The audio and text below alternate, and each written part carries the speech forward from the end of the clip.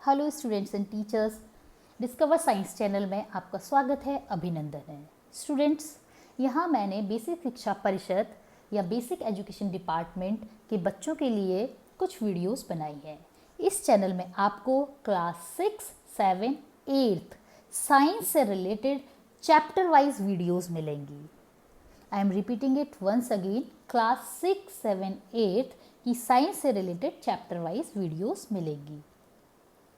तो जैसा कि हम सभी लोग अवगत हैं कि हम लोग स्कूल्स नहीं जा पा रहे हैं, जिस कारण बच्चों का टीचर्स से और टीचर्स का बच्चों से इंटरेक्शन नहीं हो पा रहा है। तो आपको कुछ हेल्प देने के लिए स्टूडेंट्स को या कुछ टीचर्स को हेल्प करने के लिए ये वीडियोस मैंने यहाँ बनाई हैं।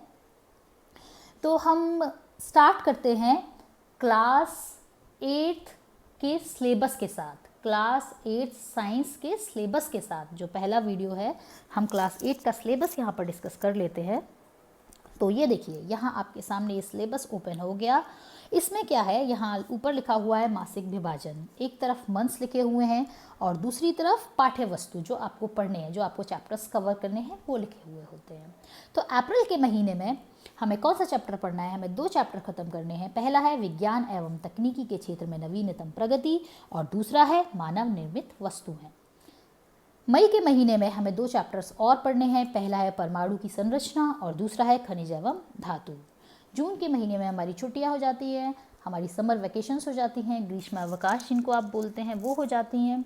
उसके बाद जुलाई में जब आप फुल एनर्जी के साथ स्कूल आते हैं तो हम बड़े इंटरेस्टिंग 2 चैप्टर्स पढ़ते हैं। उनमें पहला है सूक्ष्म जीवों का सामान्य परिचय एवं वर्गीकरण और दूसरा है कोशिका से अंग तंत्र तक। ये दोनों ही बायोलॉजी के चैप्टर्स हैं, बहुत ही इंटरेस्टिंग है, जिसमें आप एनिमल सेल और प्लांट सेल के बारे में पढ़ते हैं या माइक्रो ऑर्गेनिजम्स के बारे में पढ़ते हैं। तो दिस इज़ वेरी इंटरेस्टिंग।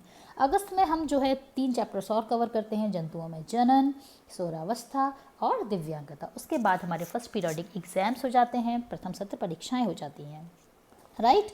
उसके बाद सितंबर में जब आप स्कूल आते हैं तो हमें कक्षा 8 के विज्ञान के 2 चैप्टर्स और ख़त्म करने हैं। पहला है फसल उत्पादन और दूसरा है बल तथा दाब।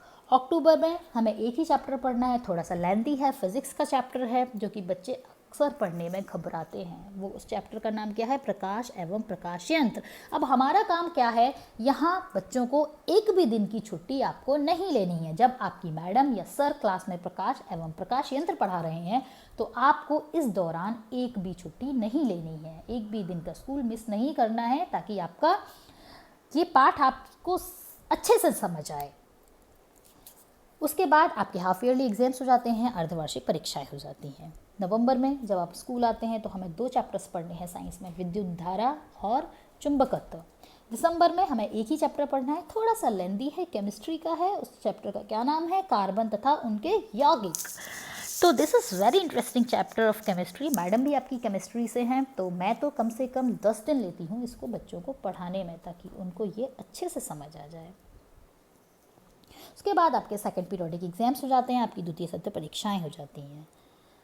अब जनवरी में जब आप स्कूल आते हैं तो आपको एक ही चैप्टर पढ़ना है पूरे जनवरी में, ऊर्जा के वैकल्पिक स्रोत, दैट्स इट।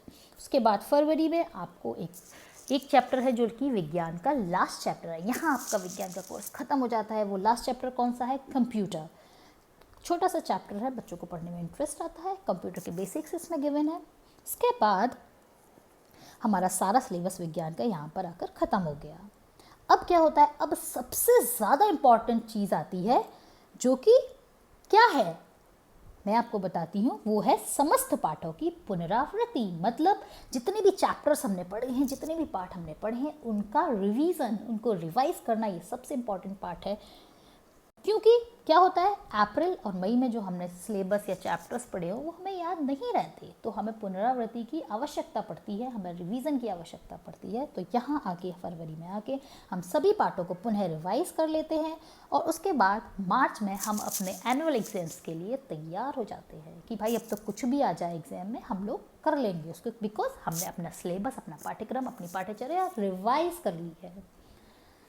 तो स्टूडेंट्स, ये था क्लास 8 साइंस का सिलेबस। नेक्स्ट वीडियो में मैं पार्ट 1 लेसन 1 आपको पढ़ाऊंगी, जो कि विज्ञान एवं तकनीकी के क्षेत्र में नवीनतम प्रगति है। तो हम नेक्स्ट वीडियो इस पर बनाएंगे। Till then stay safe, stay at your home, eat healthy, bye bye.